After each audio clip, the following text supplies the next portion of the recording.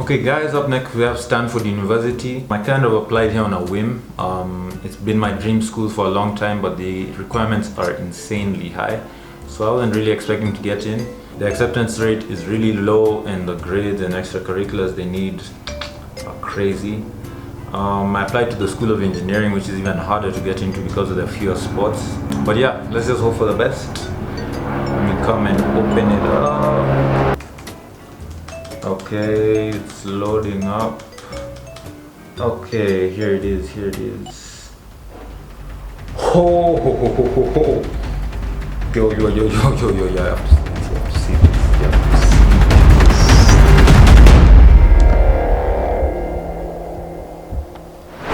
this. Yeah, actually really sorry for that. The thing is, all of the reactions that I recorded kind of went like this. Cue transition. So it's 8:35 a.m. today and Caltech decisions are out. I applied to Caltech for engineering, mechanical engineering, and I don't know, I have a really bad feeling about this because of my SAT subject test scores. I got like a 660. It's not bad, but it's Caltech, bro. It's Caltech. So let's see what they say. If they start with not congratulations, you know. Status update. Dun dun dun. Dun dun dun. Yeah. Oh yes. Unable to offer me a place in our class of 2023. That's a 660 in maths.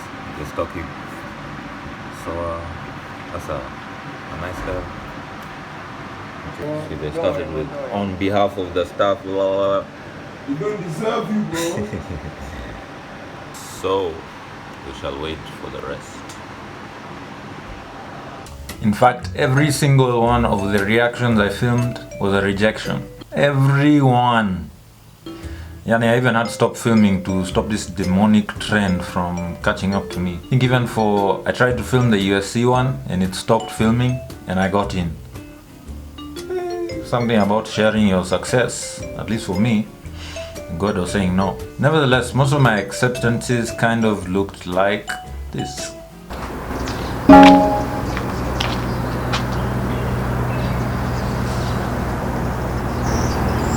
Nice.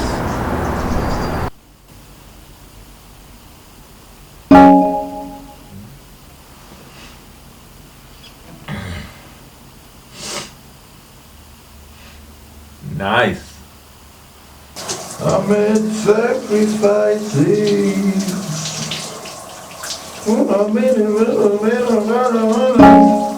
Always would. Down. Hey, nice. Not only did the decisions come out at the most random of times, but I'm also not the type of person to overtly celebrate my own successes. For me, We Move applies to both successes and failures, and I'm actually working on trying to pat myself on the back after doing a job well done. What I am good at though is sharing my experiences, and today I want to talk about how I got into the University of South California, also known as USC. Let's go. So this year USC had the lowest acceptance rate ever of 11%, and thankfully I managed to get into the School of Engineering, and I actually managed to get in there with a scholarship as well. I had to apply a bit earlier to be eligible for those scholarships. But nevertheless, I chose to go to Purdue University instead. There are a bunch of factors involved in picking Purdue over USC.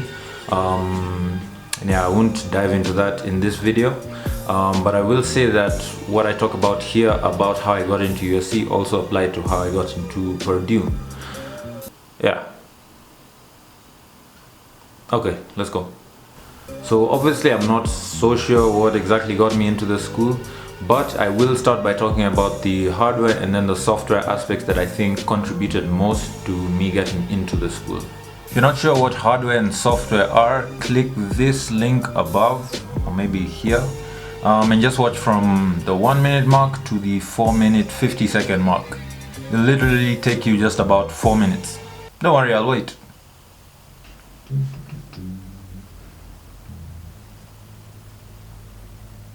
Okay. Moving on. So I'll go through the raw numbers first. I had an IB predicted grade of 41 out of 45 with a 6 out of 7 in maths and physics and a 7 out of 7 in chemistry. I feel these contributed heavily towards me getting in because for engineering programs they mostly look at physics, math and chemistry, although not exclusively. Also, when applying to the US, you either take the SAT or the ACT. I took the SAT and I scored a 1440. I got a 740 in math and a 680 in English. The score 1440 was pretty good in my opinion, but just about average by USC standards. Their upper 75th percentile is 1500 while the lower percentile is 1300. So you want to be above 1300 to be considered. If you're taking the SAT, especially here in Kenya where there are not as many resources for SAT prep, I would suggest Khan Academy. It's an online free SAT prep kind of program. I'm not sure if I can call it that. But for me personally, it really helped me prepare for the SAT. Find the link in the description. Nevertheless, I had pretty strong grades which helped. And I think also the fact that I was doing IB, which the Americans consider to be a very tough program, also helped me. Extracurriculars are also very important in the admissions process, and for me I believe they played a very crucial role.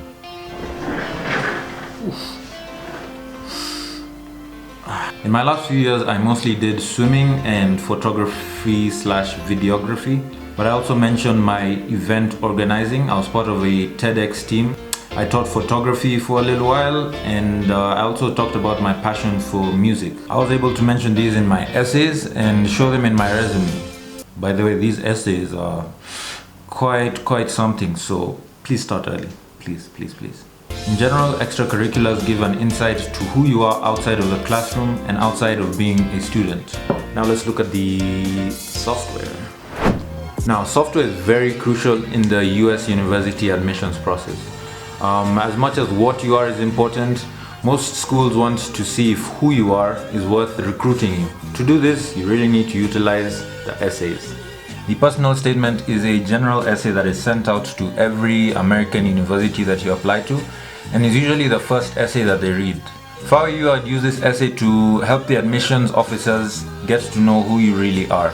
This can be quite difficult, especially because there are many things that make up who we are.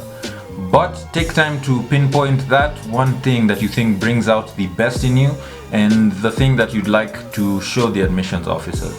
I wrote about my ears, which are shaped a little bit strangely, and about how I came to accept them and how that whole process helped me grow as a person and excel more than when I didn't accept them. When writing the personal statement, try to make your story as captivating as possible, as interesting as possible, without going over the top and lying.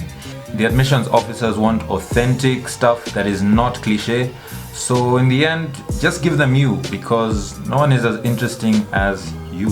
For the supplemental essays, there are two main types. There are what I'd like to call the formal ones and the informal ones. The formal ones will be more about why you want to go to the school, why you're interested in the school, and why the school would be a good fit for you. The informal ones will mostly talk about you and who you are as a person, what drives you, and what makes you, you. For the formal ones, I would suggest that you do a lot of research on the institution such that it doesn't look like you just looked at a brochure and decided to apply there.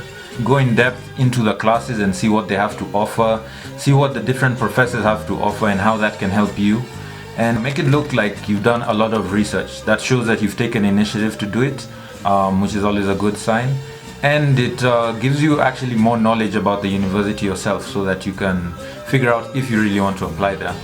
For the informal ones, it's more like the personal statement. Take time to figure out which parts of yourself that you want to showcase. I would approach them the same way you approach the personal statement and ensure that they are a written copy of you. So essay writing. rising. So essay writing can be really tough, and just to give you guys some help, I've put a link in the description for some help on your personal statements and supplementary essays. And just remember to keep persevering through when writing them, and make sure they are as accurate as possible when it comes to describing you. You don't want to send things that are not an accurate representation of you. I'd also ask that you please start early. Start as early as possible. The July holidays are a great time to do it. It's August now and school is about to open, so you're not going to have a lot of time to start creating ideas and everything. But start as early as possible and create deadlines for yourself so that you can get the essays finished as soon as possible and get them done as well as you can, so that by the time you're pressing that submit button, you know, I've done all I can. If these universities don't want me, it's not my fault. As for your hardware, keep working hard at your grades, keep working hard at your extracurriculars, and remember that they don't define you, but that is no excuse not to do your best in all of them. Also, when aiming for universities, it's good to aim high, but make sure you are a little bit realistic. We have our reach schools, which are schools that we hope to get into. We have our mid-range, what do you call them, mid-range? Those ones that you're fairly sure you can get into, and ensure to always have safety schools that are a backup. And yeah, in conclusion, for all of the above, for your hardware and your software, for the essays, your grades, extracurriculars, all that stuff, seek help. Seek help from your teachers, from your parents, from your university counselors, from your friends even, because at the end it's about you, and you're the one who's gonna get you to the end. Get all the help you can, and good luck to you. So that is all for this week's video, guys. I hope you enjoyed it and learned something new. If you're applying to university this fall and feel like you need some help, or you just want to talk to someone and get their thoughts, feel free to hit me up. I'm willing to talk to you guys and help you out. Remember to leave a like, comment what you thought about this video, and share it with someone who is looking to get into USC. That's been Cake Time this week. Out.